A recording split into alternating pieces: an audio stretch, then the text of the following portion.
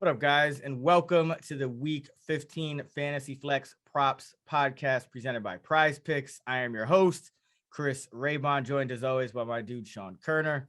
Sean, what's going on? Not much, just keeping up with all this crazy COVID news and updating projections seemingly every minute of the day. How about you? And, congratulations, Urban Meyer finally got fired. So how are you feeling today about that?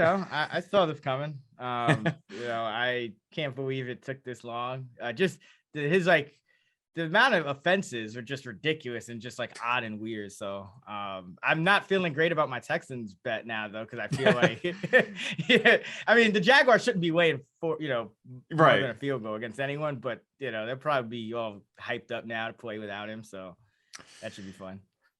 Yep. Are you updating projections anyway, or is it just kind of a take it week by week kind of thing?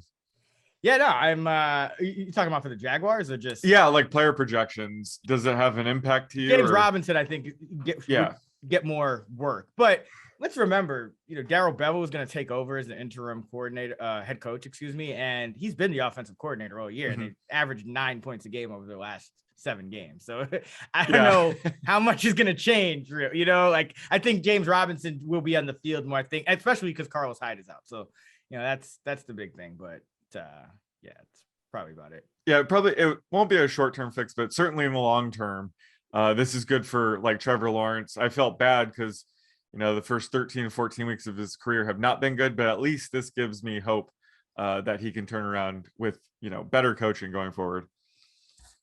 I mean, his offensive coordinator is the head coach now, so that we got a long way to go, but it's a start, right? Okay. Baby steps here. I hope so. It's looking rough out there. Yeah. So we got a lot to get to on this podcast, as you know. We're doing this a little later. We wanted to get you guys the most updated COVID news. We'll talk Saturday slate. We'll talk Sunday night slate, and then we'll get into our top 10 props. So let's get right to it. And Sean, spend a little more time on the Saturday slate here than the Sunday slate, just because it's 2 games coming up soon. I'll just I'll hit you with kind of some of the value guys or the top guys at each position that I like, and then you can kind of comment or do the same. So at quarterback, for me, it's Mac Jones. I think the Patriots are going to come out throwing in this game. The Colts are, a better run defense than pass defense. And, they don't get pressure at all. And Belichick in that offense, they really haven't shown anything in the passing game for multiple weeks now because they're coming off a bye. They didn't throw against Buffalo. So I think they come out pass heavy. In the past, we've seen Belichick against good run defenses go extremely pass heavy. So I like Mac Jones here. Running back, I like Nick Chubb for obvious reasons. He's going to carry the load for the Browns. I think Josh Jacobs is a good value as well. A wide receiver in terms of like a value guy, I think Jamarcus Bradley makes sense. 2.08 yards per route run versus zone coverage compared to just 1.05 for Rashard Higgins. And the Raiders play the most zone in the league. And then Njoku, for similar reasons, he's averaging 2.4 yards per route run versus zone coverage. That's tops among Browns, receivers and tight ends. So those are some of the guys I like on this slate. How about you? Yeah, I'm in agreement with that, especially Mac Jones. He's the only name I have written down at quarterback. Right. His rostership might be lower just because he's coming off that 3 pass attempt game, but it was clear is because of the extreme wins. They were facing the Bills, but this week this is an obvious pass funnel situation. The Patriots are 2.5 point underdogs, so we could see a negative game script finally for the Pats. And Mac Jones is kind of dependent on game script, so I think this is a bounce back game for him. Like you said, Nick Chubb and Josh Jacobs are, the clear value plays at running back. I'll also add Brandon Bolden against the Colts. Like I said, this could be a pass heavy game script for the Pats, and he's going to benefit from that. Does really good about against zone coverage, and Colts plays on at the 5th highest rate. So I think there's a sneaky spot for Brandon Bolden. And then wide receiver, you have guys, those sneaky guys that nobody ever likes to roster, like Nelson Aguilar and Zach Pascal. Slate like this, I'm more than happy to roster guys like that. I think they're more likely to hit their ceiling on this slate than not. And you mentioned Jamarcus Bradley. I think that's a great play. Donovan Peoples-Jones will probably be the number one, wide out for the Browns this week. But now that it looks like Nick Mullins is starting over Case Keenum, I'm a little bit sour on him. So I think it does make sense, to spend down and get a guy like Jamarcus Bradley. So I'm in line with you there.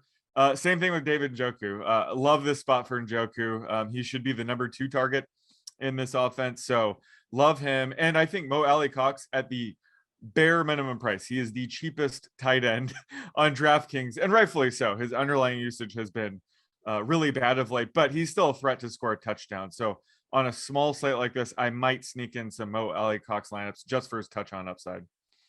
Yeah, it makes sense to kind of find the value there because, Foster Moreau, he's really struggled. Oh, yeah. And the Browns, they play a lot of zone too. He struggled against zone, which is kind of surprising. Most tight ends don't. So yeah, it makes sense to find some value. So Mo Alley Cox could break the slate here. It's not like Belichick will be, focusing on him. Yeah, probably not. He'll let Mo Alley Cox beat him. Let's just put it that way. All right, let's get into the Sunday night showdown slate before we get into the props. Should be at least a fruitful fantasy day on one side with the Tampa Bay Bucs taking on the New Orleans Saints. As we record this, of course, we got COVID news. Sean Payton, head coach of the New Orleans Saints, has been ruled out of this game with COVID. So we wish him the best. And looks like the Saints are going to be without their head coach. So, I mean, captain spot, it's got to be Tom Brady, Chris Godwin. I think those two guys kind of stick out. Gronk sticks out. And then Alvin Kamara, even though it's a tough matchup, I think, what else are they going to do? Right. And then Taysom Hill as well. Just because it's a pass funnel game. I don't think it will be, but we know he can run the football. So I think Godwin will probably be my highest owned on the Bucs side, and then Taysom on the Saints side. What about you? Yeah, there's a lot of good options here, but I'm with you on Chris Godwin. I think he makes the most sense just because the Saints are sort of a pass funnel defense. They rank 11th in DVOA against the pass and first against the run. And with Leonard Fournette banged up, we don't even know if he's going to play. That's only going to help. He is going to play. He's practicing. He is going to play as we record this. We just got the report. He practiced in full and will play. Okay, so he's close enough to 100%. Okay. Either way, I still like Chris Godwin. He's seen a 33% targets per route run the past 2 games combined. And Mike Evans will probably be going up Marshawn Lattimore as always. So this just seems like a blow up spot for Chris Godwin. He's, top 10 plus catches in each of the past 2 games. So he's probably going to be highly rostered, but I don't care. I think we can get unique when it comes to our flex spot. So I'm okay taking Godwin my captain. I think he's the no-brainer play here. So then who do you like for some of those cheaper options, that, DFS cheat codes, guys, you have to kind of round out your lineup with? Well, I do think the Saints are going to be sort of forced into a pass-heavy game script. So I'll be looking to target guys like Traquan Smith and Marquez Callaway. The Bucs are a pass funnel defense in general. And, we should see each of those receivers kind of step up here. I think Callaway probably has the higher touchdown upside. So I'll probably have more shares of him. But either way, I think they're going to have to throw more here than they would like.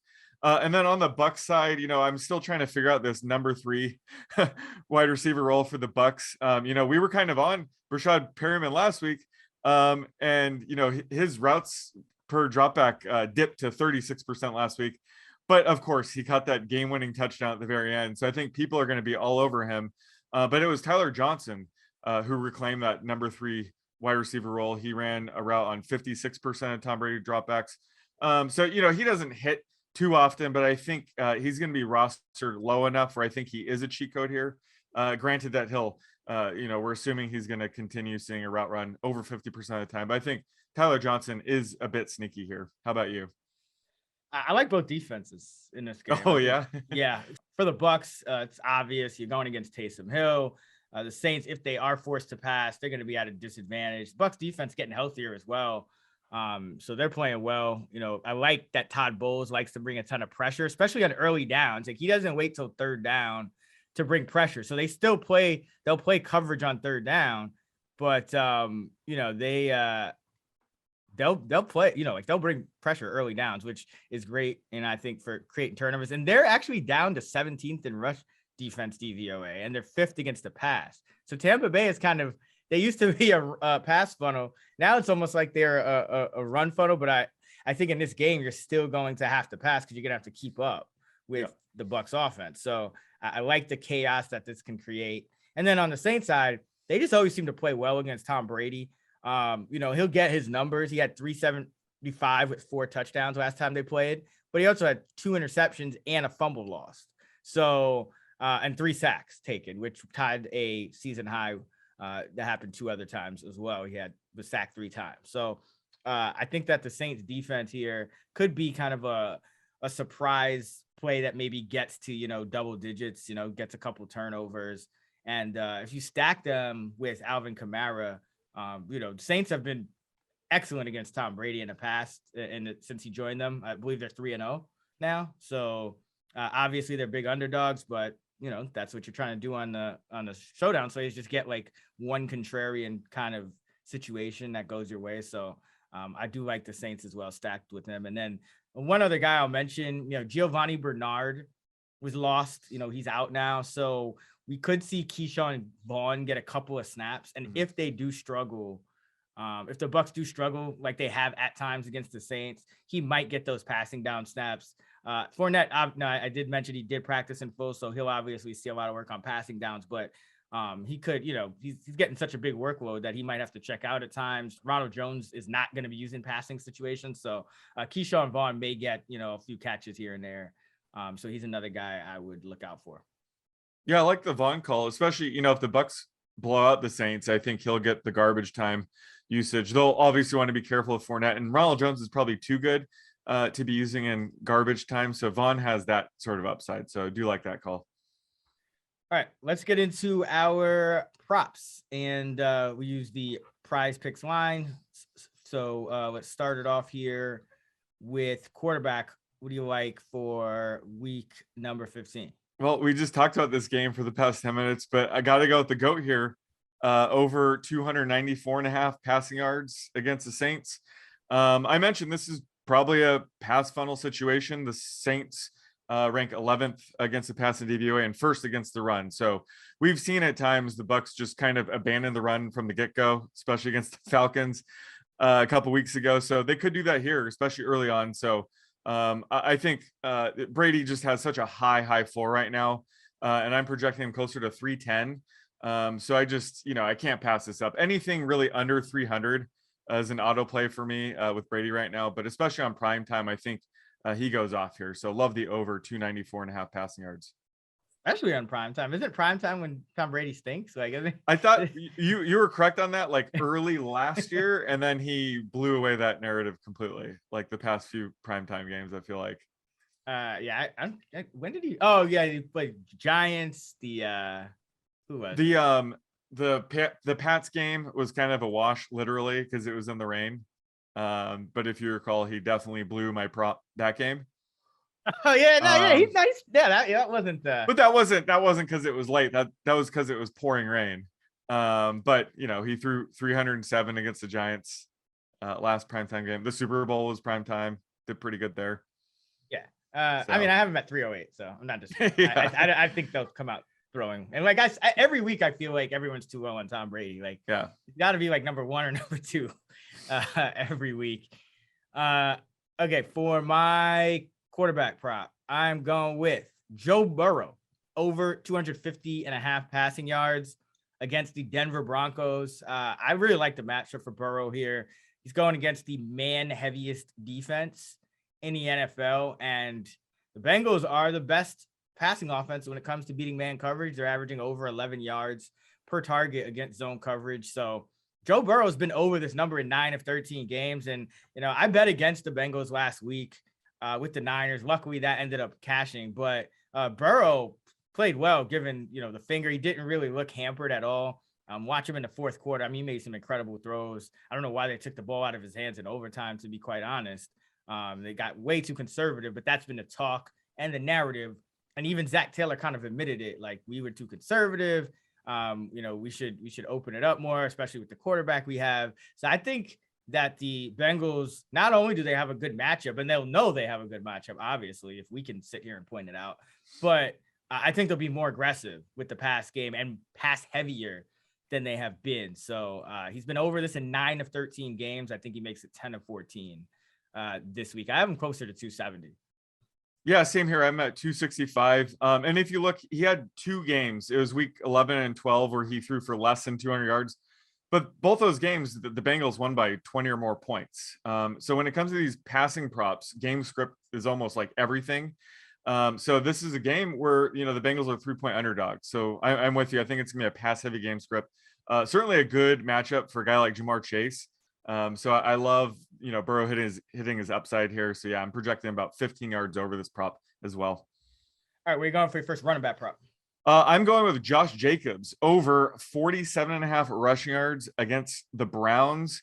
So he's their workhorse back now with Kenyon Drake done for the season. He's averaged 78% of the Raiders' rush attempts each of the past 2 games. So, we should see plenty of rush attempts to go around for the Raiders, considering they're now 3.5-point favorites against the Browns that, they've just been hit hard by COVID. So on both sides of the ball. So this is, going to be a positive game script for the Raiders. They've been leaning on Jacobs. So, I think he has a really high floor, and I'm projecting him closer to 58.5 upwards to like 60 rushing yards here. So I think this prop is about 10 yards too low. Yeah. Unfortunately, I had him over last week too, and he didn't come through. But I mean, look at this game. Like, it's going to be a run heavy game. I think should be some win there. There's no Kenyon Drake. So I think he should be over this number. I think he's going to get a big workload here. So yeah, I agree. For my first one, I'll go with a Saturday game as well. Jonathan Taylor over 89.5 rushing yards. I know Belichick likes to take away the top option. That's obviously Jonathan Taylor, but that's a lot harder to do in the run game than it is, in the pass game. So I think Michael Pittman obviously will probably get a lot of attention here, but Taylor, I still think he's going to get his 25, 30 carries, and he's been over this number in 7 of his last 10 games. And not only has he gone over 89.5 in 7 of his last 10, he's gotten over 100 in 7 of his last 10. So New England's still allowing 114.5 rushing yards per game. That's middle of the pack. So their run defense, they'll be willing to give up some stuff on the ground. Obviously, they're going to try to take away Taylor as much as they can, but I just don't see why he's getting 10 yards under really what he's been doing all year, going to 100 yards. I think he's should be over 100 yards in this game, even if it takes 25 to 30 carries to do so. So I'm going Jonathan Taylor over 89.5 rushing yards against the Patriots. Yeah, no argument here. Anytime his prop is under 100, you can make a case for the over. So considering it's under 90, this is a no-brainer play as well. I'm projecting exactly at 100 rushing yards. And like you said, even if he's not as efficient, they're still going to give him the ball. So either way, I think he has a high floor. And yeah, I love the over as well. All right, where are you going for your second running back prop? Similar to Jonathan Taylor, I think anytime this guy's under 100 yards right now, I'm going to consider the over, and that's Dalvin Cook. Right now, his line is 85.5 against the Bears. He's had plenty of time to rest his shoulder since Thursday Night Football, where he went off for 205 rushing yards. So, I think they're going to lean on him even more this week with Alexander Mattison out due to COVID. So he should see 20 plus carries against the Bears. The way Dalvin Cook is playing right now, I don't know how you could fade him at this number. So I'm projecting him like closer to 104.5 rushing yards. That's how much he's popping off of my model. So this is like 15 to 20 yards too low. So give me the over 85.5 rushing yards for Dalvin Cook. Yeah, Cook is my RB1 this week. He, does have actually a slight, maybe like a 1/10 of a point edge here over Jonathan Taylor. So, should be a good week for Dalvin Cook. All right, for my second running back prop, I'm going with Leonard Fournette under 51.5 rushing yards. We talked about this. As much as he's been getting that bell cow usage over the last, month and a half, he's gone under 51.5 in 4 of his last 6 games. And that's despite, his usage ramping up against New Orleans, which kind of started this off, just 8 carries for 26 yards. his second lowest output of the season. New Orleans is first in run defense, DVOA, and kind of similar to what the Patriots like to do. Tom Brady, here with the Bucs, when they face a good run defense, they do go pass heavy. And that's one of the reasons why I know you like the Brady over. That's one of the reasons why I like, the Saints defense, even because I think they'll get a lot of opportunities against, passing plays in this game in DFS. So going Fournette under 51.5. He's been under more often than not in the last month and a half, and just 26, just half of this against the Saints in the first meeting. Yeah, I like this one as well. It correlates nicely with my Tom Brady over his passing yards. And we have to remember a lot of Fournette's fantasy value is touchdown upside and his receiving usage. So with Fournette sort of banged up and Joe Bernard out, I think they're going to kind of save him more for passing situations and maybe use Ronald Jones just a little bit more and run obvious situations. So especially going up against the top ranked defense in DVOA against the run, definitely love the under here for Fournette's rushing prop. All right, where are you going for your first receiver prop? So I'm going with Brandin Cooks under 69.5 receiving yards against the Jaguars. Now, I love Cooks in fantasy this week. I like him in DFS. I think he's a great play, but this number just feels a little bit too high. Granted, he is coming off a 101-yard receiving game last week, but he hasn't cleared this number since week 8. So he hasn't really been consistently going over this number. Davis Mills has options like Nico Collins. Our boy Brevin Jordan has looked great. So he has other outlets to go to other than Brandin Cooks right now, and it's kind of like hurt his target share. But granted, this is an easy matchup against the Jaguars, but this should be a very close game. I mean, the spread's 3.5, 4 right now. So this might not be the typical pass heavy game script we see from the Texans. So I think it hurts Cook's line a little bit. So I'm projecting this closer to 62.5 and think there's enough value to take this under. So I like Cooks to go under 69.5 receiving yards here. I know you were telling me that Davis Mills is a first read quarterback earlier in the week. Now you're telling me that he's got other options. He is. Well, going back to last year in college, he's a first read, but I have been bullish on Nico Collins pretty much all year, and I'm really bullish on Brevin Jordan. So he has better options than he did previously earlier in the season when it was Chris Conley and whoever else they had, Danny Amendola. I think he has more options now than just Brandin Cooks. Let's see where I have this. I have it around 66. So yeah, I'm a couple yards under this as well. I do expect Cooks to have a good. He is my wide receiver 15 on the week though. So that's higher than he's been in the past few weeks. All right. For my first receiving prop, I already talked about it. I'm going with the stack here. Jamar Chase over 60.5 receiving yards. He's been over this in more than half of his games, 7 of 13. He's averaging 3.7 yards per route run against man coverage. That's first of all active players that will suit up this weekend. As I mentioned, Denver plays the most man in the league. And Chase is, he's gone over this in 7 of 13. He's had some really bad games too, kind of mixed in, but he's averaging 80 yards per game, so this is 20 yards higher than the average. He's gone over it more than 50% of the time, and he's got a great matchup. So everything's pointing to him exceeding his normal, whatever you would expect for his season mean or his season average or his season median, whatever you want to call it in this spot. So love Jamar Chase over 60.5 receiving yards against the Broncos. Yeah, I love this prop as well. We've talked about at length on our DFS pod how whenever the Bengals go up against a team that plays a ton of man coverage, you got to attack Jamar Chase. Whenever they, face a defense that plays a ton of zone, you go with T. Higgins. So I'm all in on Chase as well this week, and I'm projecting him closer to 70 receiving yards here. So this seems like 10 yards too low and a great spot for Chase. Yeah, I have him closer to 75. Yeah, I'm way over. All right, where are you going for your second receiving prop? So I got to go with Chris Godwin over 69.5 receiving yards against the Saints. This correlates nicely with my Tom Brady over as well. But like I said, this is a pass funnel matchup. Godwin has been seeing a massive target share lately. He's seen a 33% target per route run rate for the past 2 games. I don't see them going away from him this week. Mike Evans will be going up, Marshawn Lattimore. They always like to battle. So this is a Chris Godwin spot. And he's cleared 100 yards the past 2 games. I don't see any reason to fade him right now. So I'm projecting this closer to 78.5 yards and think he has a really, really high floor So love the over 69.5 receiving yards for Godwin this week. Yeah, anytime they go against the Saints, you got to kind of like bump up Godwin like an extra tick and bump down Evans because, Evans could still obviously, beat Lattimore in man coverage. I think he did for a long touchdown in the last matchup, but Godwin's going to be kind of that high volume guy. So, yeah, I have Godwin about 78 yards here, about 10 yards higher. All right, for my second receiving prop, I'm going with reliable Davante Adams over 88.5 receiving yards against the Ravens. He's been over this in 7 and under in 5 with Aaron Rodgers. He also had a bad game with Jordan Love at quarterback, but with Rodgers, he's been over this at a pretty high rate. Baltimore, no cornerbacks. Like Marlon Humphrey went down.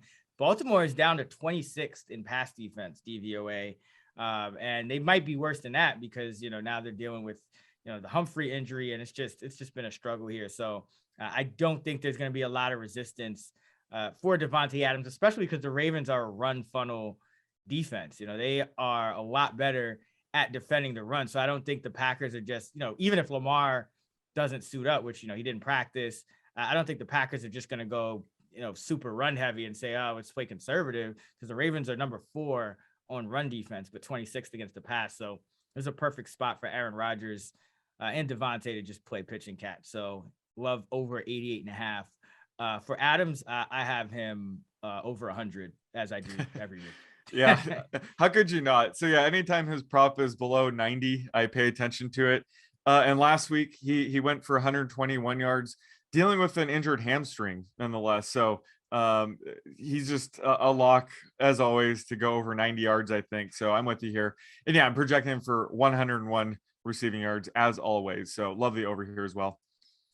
All right, that is going to do it for our props. To recap, Sean is going with Tom Brady over 294.5 passing yards, Dalvin Cook over 85.5 rushing yards, Josh Jacobs over 47.5 rushing yards, Brandin Cooks under 69.5 receiving yards, Chris Godwin over 69.5 receiving yards. Those two are nice. And I'm going with Joe Burrow over 250.5 passing yards, Jonathan Taylor over 89.5 rushing yards, Leonard Fournette under 51.5 rushing yards, Jamar Chase over 60.5 receiving yards, and Davante Adams over 88.5 receiving yards.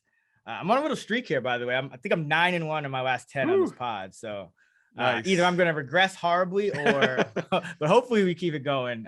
Tough week though, but I feel good about these. So let's keep it going. If you guys want to follow Sean, he's on Twitter at @_oddsmaker. I'm on Twitter at Chris Raybon. You can find us at those same handles in the free award-winning Action Network app, where you can track your own bets or you can follow our bets, including our NFL player prop bets. Our fantasy football rankings, projections, content is at actionnetwork.com. Our DFS content, tools, models, fantasylabs.com. Until next time, let's get this money.